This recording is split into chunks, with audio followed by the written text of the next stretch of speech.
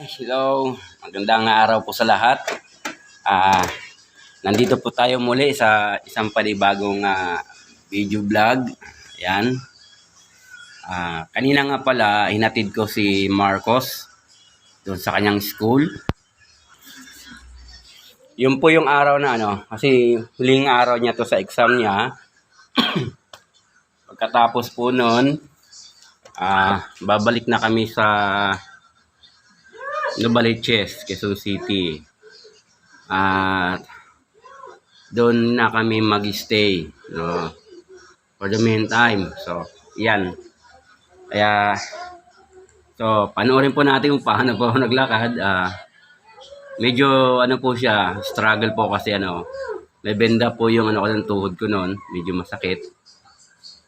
Pero, yun, na kaya naman. Hindi naman siya ngayon masyado.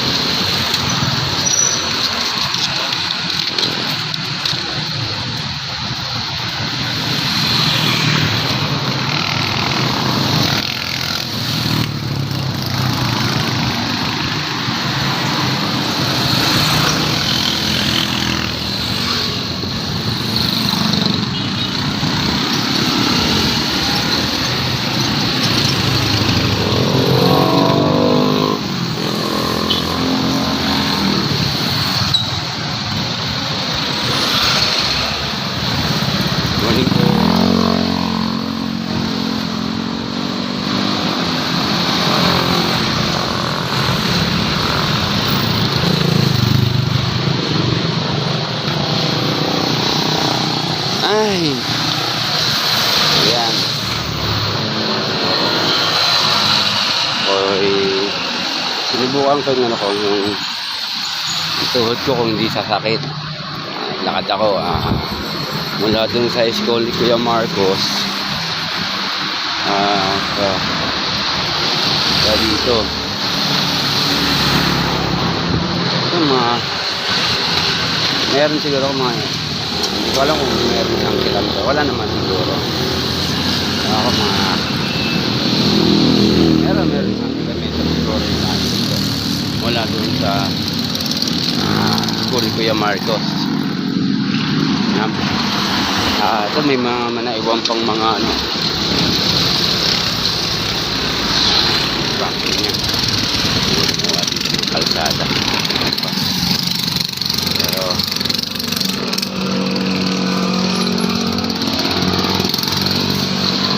yan, lapit na tayo sa McDo. So, maingay lang talaga yun. Sorry sa maingay ng mga sasakyan. Yan, baka narinig yun. Ingay naman. Okay. So far ngayon wala pa akong mga tools o mga gadget para ma-enhance yung sound ng video ko ito, yung actual sound na marinig sa paligid. Pero sa mga darating na araw siguro kung makakapag-survive tayo. Yan. Ang Pilipinas ay maganda. masayahin ng mga tao at willing to willing to help anytime. And so sorry sa unpleasant view. So, meron talagang mga tao na walang pakialam sa paligid nila. So they dump their what is this?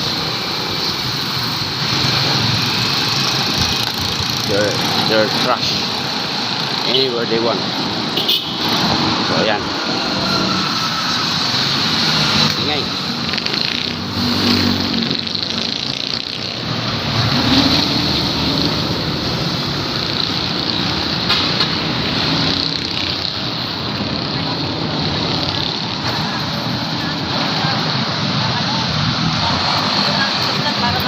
May McDo dito.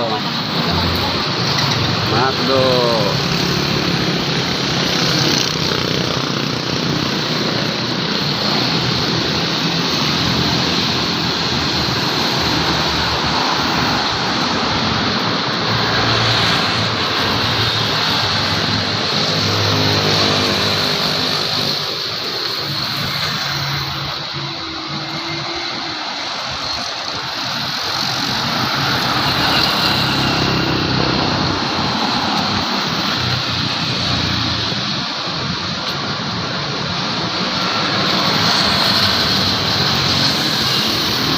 Dito tayo sa Pueblo Angono, Springdale Subdivision. Yan, malapit na tayo.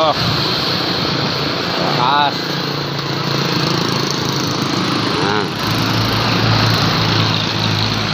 Dati ang litang kalsadang to, 2 lane lang siya, 2 lanes. 2 lanes lang yung ano to, kalsada. Pero ang government siguro ay may plano gawin na tong main road. So naka highway na yan talaga puntang Angono town proper and then Binangonan town proper.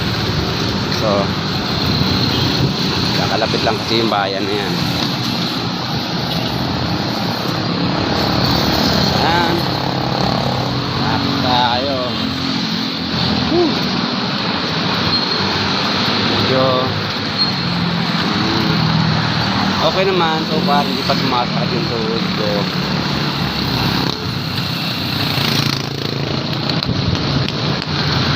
Kaya pa.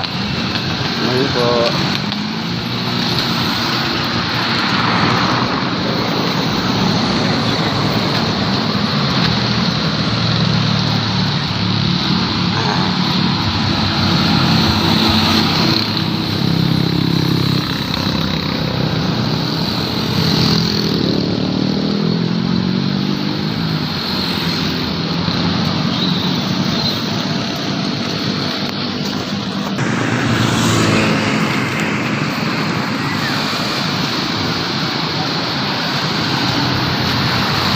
dito na po tayo sa crossing. Tinatawag ko ito kasi checkpoint. Kasi dati kasi dito madalas nagkakaroon ng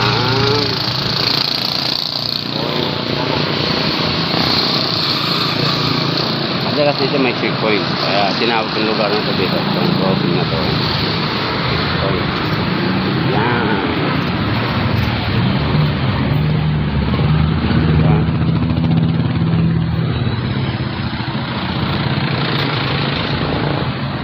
Po ay papunta na po itong Botong yung Botong Francisco High School at sa unahan po nun yung Frame Road Hill Subdivision. Nandun po yung church. Ingay ng tricycle, grabe. Yan. Okay, kayang-kaya pa ng aking tuhod. Hindi pa siya sumasakit. Pero baka may masakit yung tuhod ko.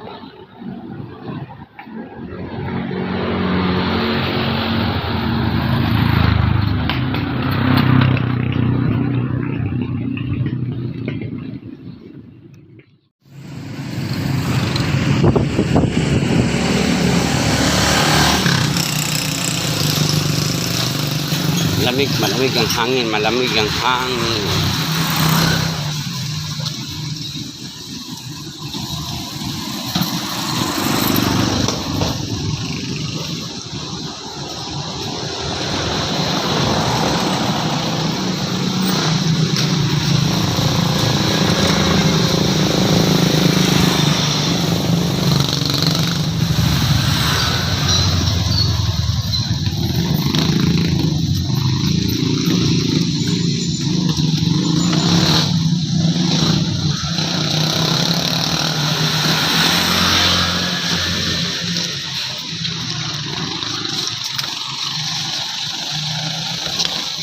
Hardware, dito kayo madalas bumibili.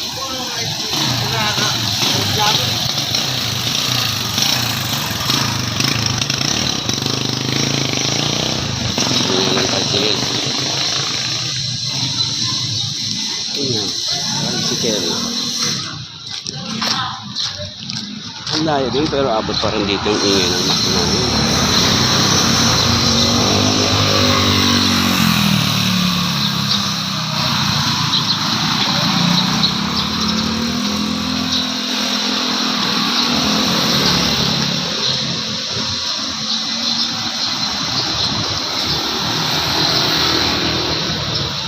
Baka gusto nyo ng magpapahinga.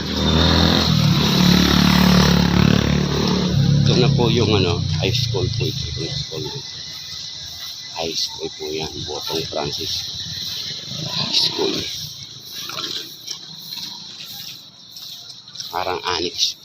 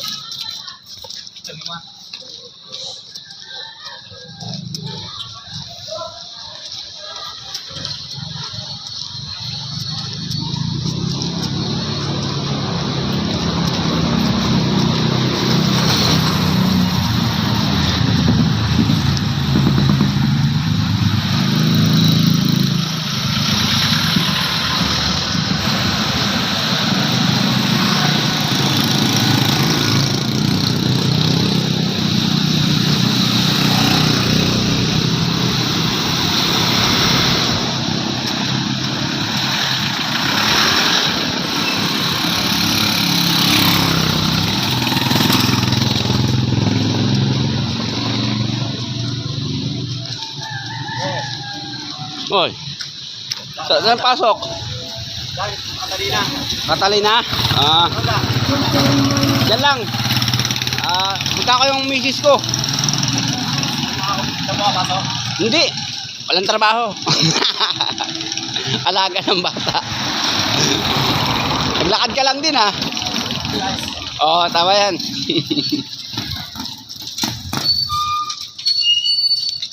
Si Bay. Kapitbahay siya ng aking kapatid doon sa Mayan. Sa Dalig. Barangay Dalig, Antipolo City. Daligaw no, specifically.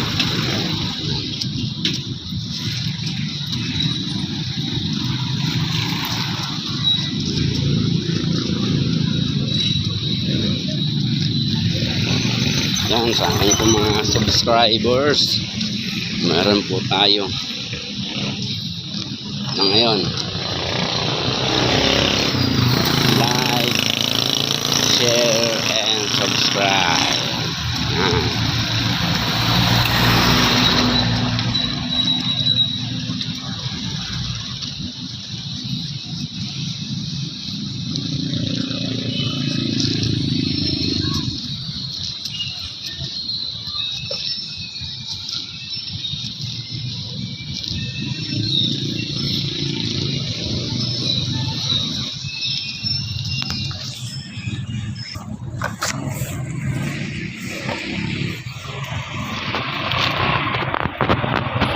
Nandito tayo sa gate ng Primrose Subdivision. Primrose Hills Subdivision. Minsan nakita English ko. Hirapan tayo kung pronouncing. Ano na?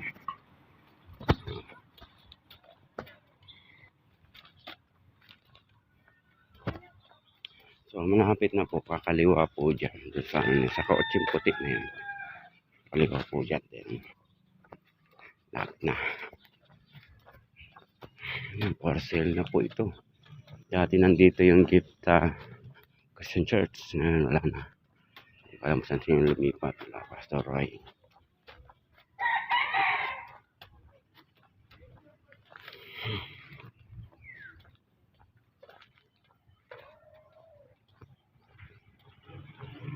Yan po yung clubhouse. At the same time, nandiyan po yung may swimming pool po dyan. Swimming pool yun. Siguro next time, yan kasi yung history ng paglipat ng aming church dito. Andang pag-usapan po yun. Siya. Basta pa tayo. Ayan.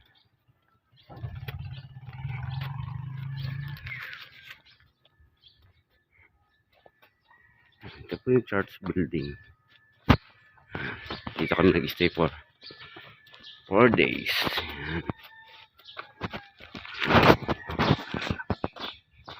Okay. Ayan. Dito na, nakarating din. Ayan po. So, ayan.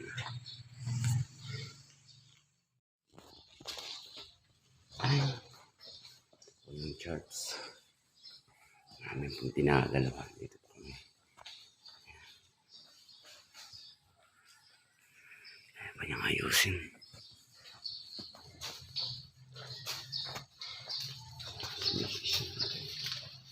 Ya, ya. Ya.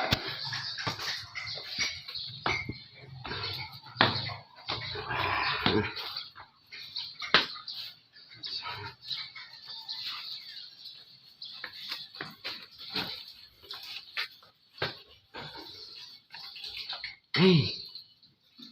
Maghuhugas yung misis.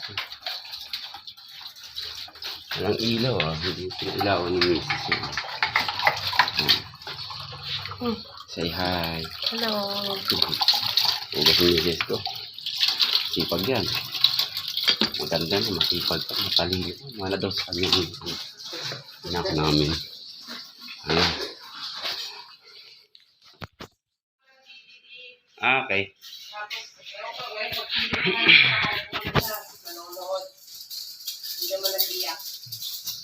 Buti naman. Sabi ko, apagod din. Wala yun, nilakad mo? Oo. Nakakapagod pala maglakad lalo't may benda na yung ano mo. Yung tuhod ko may benda. Yan po. Na-injured siya sa laro ng basketball. Kalalaro ng basketball. So, sige po. Hanggang sa yun, nagsasalita si Mrs. Ano yan ka?